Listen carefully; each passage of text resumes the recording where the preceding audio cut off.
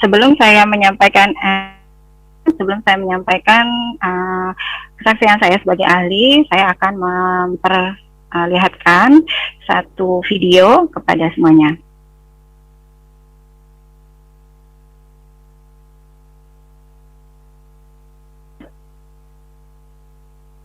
Yes.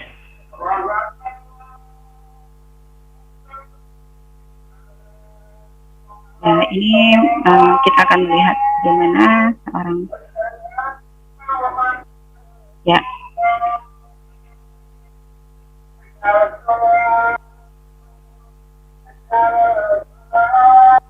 Uh, Video yang barusan kita lihat tadi adalah seorang anak yang karena sakit yang luar biasa dia harus dipindahkan ke ruang emergency.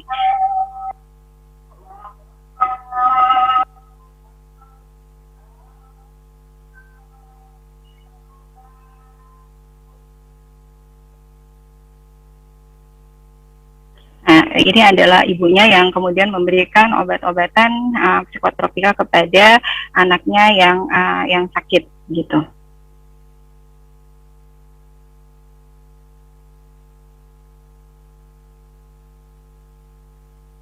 Uh,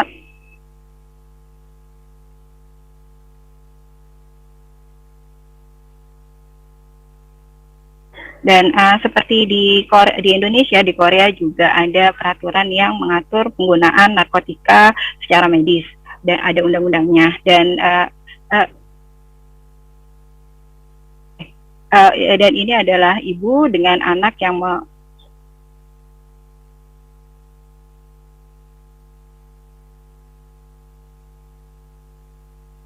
Nah, ibu ini sebetulnya dia menyediakan obat untuk anaknya ini yang sebetulnya itu adalah obat narkotika.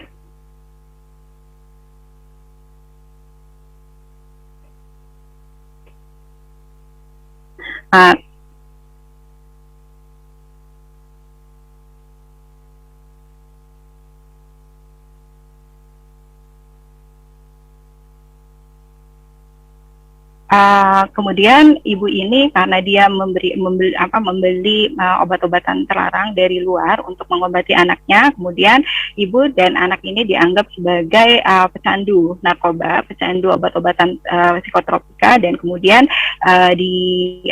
mendapat ketentuan hukum yang berlaku di sana. Mereka dianggap sebagai melakukan pelanggaran penggunaan obat-obatan terlarang.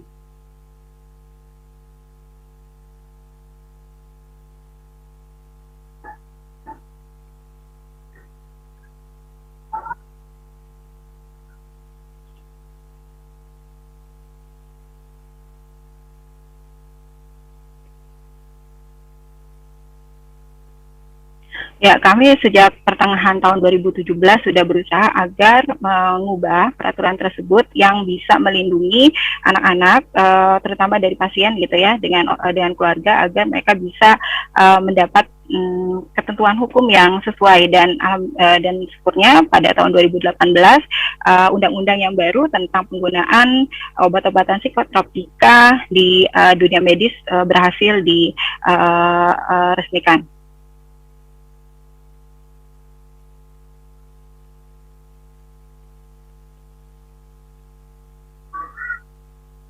Kemudian akhirnya ada pertemuan, ada diskusi yang membahas apakah memang penggunaan narkoba gitu ya, narkotika, dalam hal ini ganja, apakah memang boleh atau tidak. Kemudian dibahas secara detail gitu ya di DPR.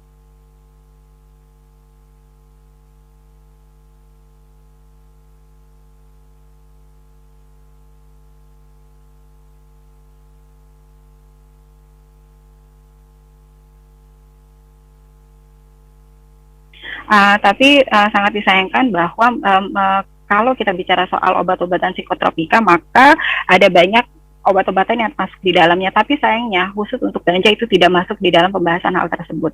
Jadi itu ada satu masalah yang ada di Korea saat ini.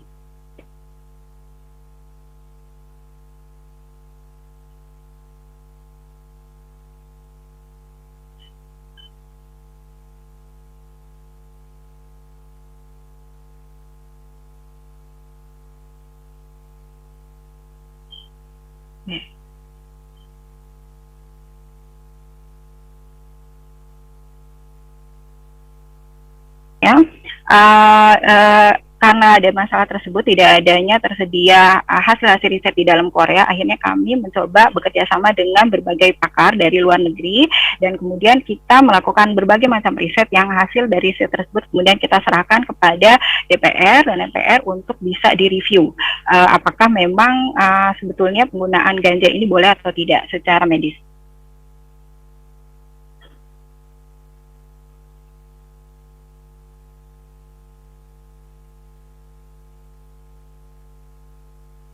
Dan akhirnya diputuskan pada tanggal 23 November 2018 hal ini kemudian lolos gitu di dalam pembahasan di MPR.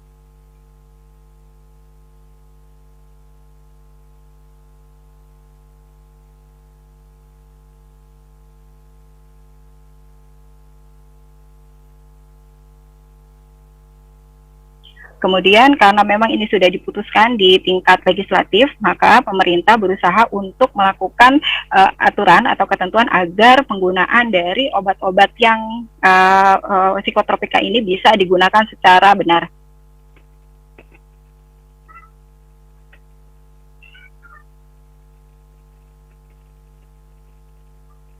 Dan kemudian itu salah satunya adalah hanya orang-orang tertentu atau lembaga tertentu saja yang bisa membuat resep untuk penggunaan obat-obat yang psikotropika tersebut, termasuk salah satunya adalah ganja.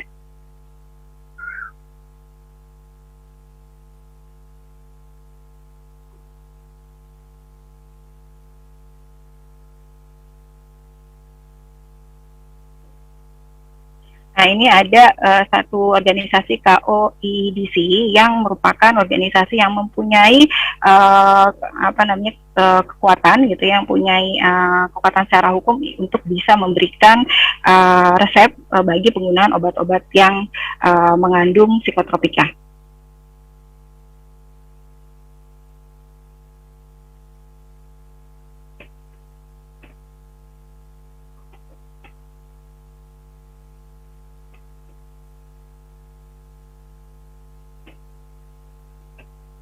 Sebetulnya hal ini tidak terlalu berbeda dengan cara meresepkan obat-obatan seperti pada biasanya, tetapi perbedaannya adalah yang mengelolanya adalah pemerintah, yang dia juga menunjuk organisasi tersebut atau farmasi gitu ya, untuk bisa menerima resep-resep tersebut. Jadi tidak sembarangan ditunjuk, dikelola langsung oleh pemerintah.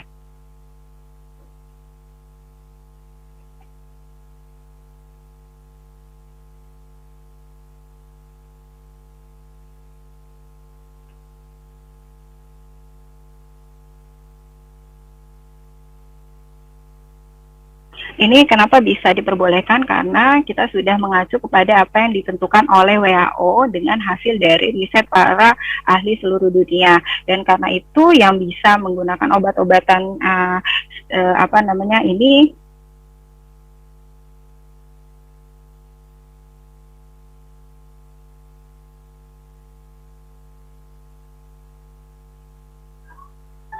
dan tetapi karena memang hasil riset yang terkait dengan ganja itu masih terbatas gitu, jadi memang belum ditentukan oleh WHO dan itu dikembalikan kepada masing-masing negara.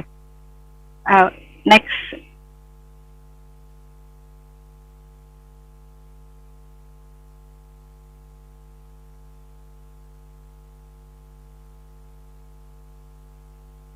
Dan kemudian setelah kita melakukan berbagai riset tahun 2018, kita kemudian memberikan laporan dari hasil riset tersebut, dan hasilnya adalah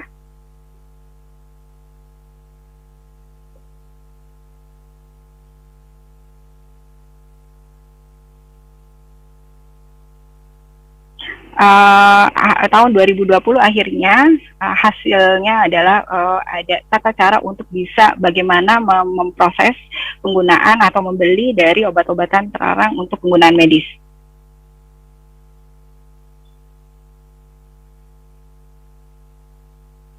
Biasanya itu melalui resep dari dari dokter gitu ya, yang kita harus melihat. Untuk ke slide yang 2 berikutnya, mohon dipindah. Berikutnya. Ya, obat-obatan terlarang ini sebetulnya digunakan sebagai obat anti melawan sakit gitu ya dari orang-orang yang mengalami penyakit parah.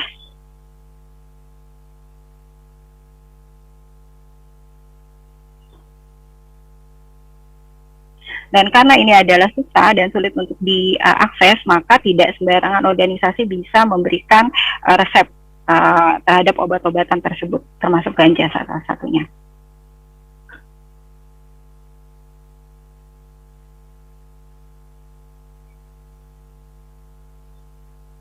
Dan sekarang sebetulnya ada ketidakadaannya akses untuk menggunakan ganja itu menjadi satu masalah yang terus didiskusikan.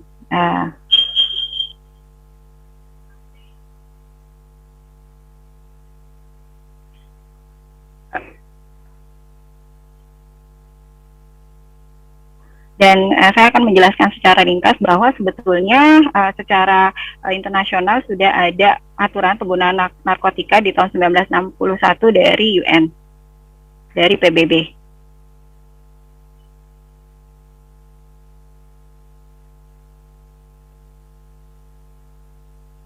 Dan karena itu sekarang di Korea itu menggunakan dua peraturan ini, undang-undangan yang tadi dari WHO dan juga yang ada dari Korea sendiri, ketentuan itu.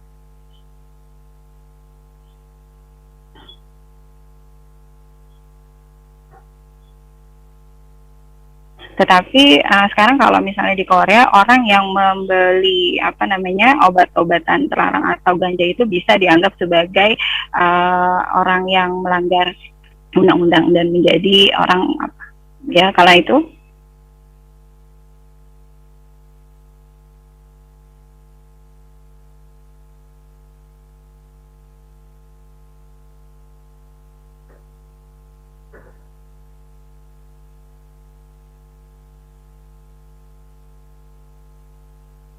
Dan karena itu beliau merasa bahwa ini kayaknya ada saatnya bagi setiap negara untuk mengecek kembali penggunaan dari obat-obatan seperti ganja di dalam dunia medis.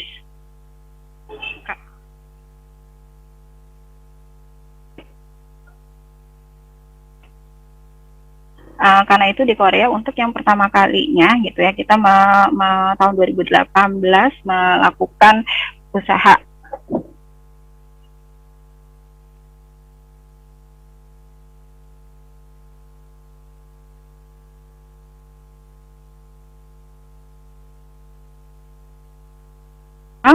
dan karena itu kami melihat bahwa sebetulnya bukan hanya di Korea, di negara lain pun perlu untuk melihat kembali penggunaan dari obat-obatan terlarang seperti marijuana, ganja dan yang lain-lainnya agar bisa digunakan untuk kepentingan medis. Ya.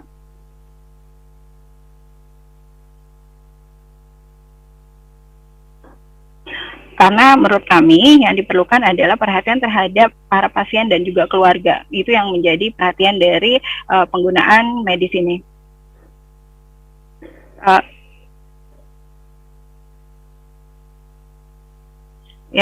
Saya tutup saksi pernyataan dari saya dan terima kasih karena sudah mendengarkan perkataan dari saya sebagai saksi ahli. Terima kasih. Ya, baik. Terima kasih. Ya, sudah selesai, Bapak. Ya, terima kasih. Dari Korea kita ke Thailand sekarang. Silakan. Waktu sama sekitar 10 sampai 15 menit.